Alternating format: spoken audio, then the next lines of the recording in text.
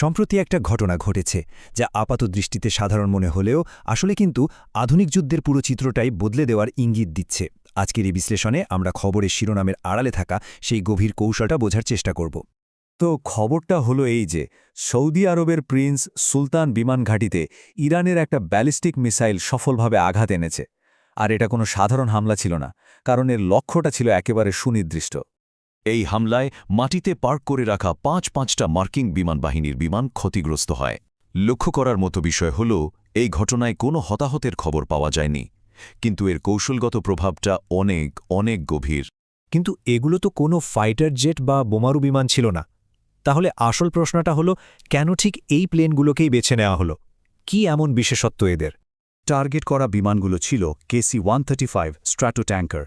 বলা যেতে পারে এরা বিমানবাহিনীর পর্দার পেছনের নায়ক। সোজা কথায় এগুলো হলো উড়ন্ত গ্যাস স্টেশন, যা অন্য যুদ্ধ বিমানগুলোকে ঘণ্টার পর ঘণ্টা আকাশে লড়াই চালিয়ে যেতে সাহায্য করে। ব্যাপারটার গুরুত্ব একটু ভাবুন। একটা ট্যাঙ্কার প্রায় 2 লাখ পাউন্ড জ্বালানি নিতে পারে, মানে একাই একটা পুরো স্কোয়াড্রনকে আকাশে রিফুয়েল করে দিতে পারে। এর ফলেই দূরপাল্লার মিশনগুলো সম্ভব হয়। কিন্তু এদের একটা বড় দুর্বলতাও আছে, আর তা হলো এদের জন্য বড় আর নির্দিষ্ট ঘাঁটির প্রয়োজন হয়।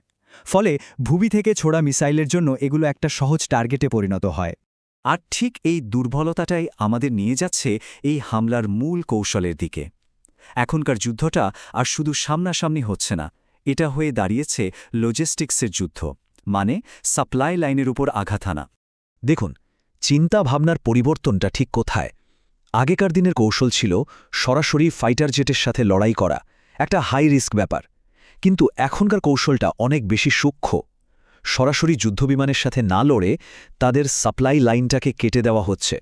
যেমনটা ডিফেন্স সিকিউরিটি এশিয়া বলছে, এই হামলাটা আসলে মার্কিন বিমান শক্তিকে টিকিয়ে রাখা লজিস্টিক্সের উপর একটা পরিকল্পিত আঘাত।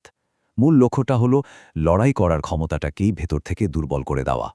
এই কৌশলটাকে বলে লজিস্টিক্স অ্যাট্রিশন, মানে প্রতিপক্ষের রসদ ধীরে ধীরে শেষ করে দেওয়া। ভেবে দেখুন, একটা ট্যাঙ্কার নষ্ট হওয়া মানে শুধু একটা বিমান নয়, এর সাথে জড়িত অনেকগুলো মিশন থমকে যাওয়া।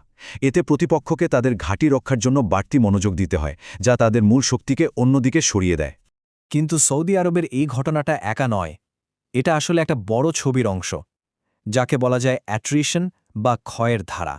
সব মিলিয়ে খুব অল্প সময়ের মধ্যে আমেরিকার প্রায় 7টা ট্যাঙ্কার অকেজো হয়ে গেছে। এর মধ্যে যেমন সৌদি আরবে মিসাইল হামলায় ক্ষতিগ্রস্ত হওয়া বিমানগুলো আছে, তেমনি ইরাকে ঘটে যাওয়া একটা মারাত্মক দুর্ঘটনাও এর সাথে যুক্ত।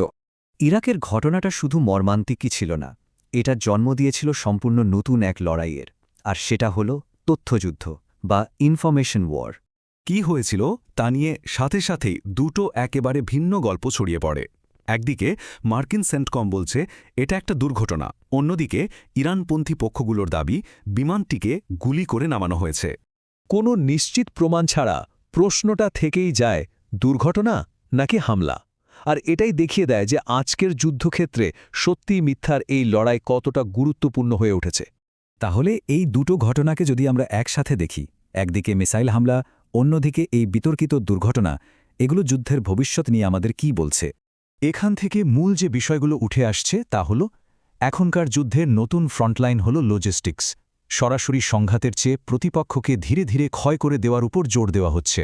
আর সবচেয়ে বড় কথা, যুদ্ধটা শুধু মাঠে হচ্ছে না, মিডিয়াতেও হচ্ছে। ঘটনার বিবরণ বা ন্যারেটিভ কন্ট্রোল করা এখন ভূখণ্ড দখলের মতোই জরুরি হয়ে পড়েছে। এই সব কিছু আমাদের একটা বড় প্রশ্নের সামনে দাঁড় করায়। ভবিষ্যতের যুদ্ধগুলোতে সবচেয়ে শক্তিশালী অস্ত্রটা কি? মিসাইল হবে, নাকি একটা বার্তা, একটা ন্যারেটিভ?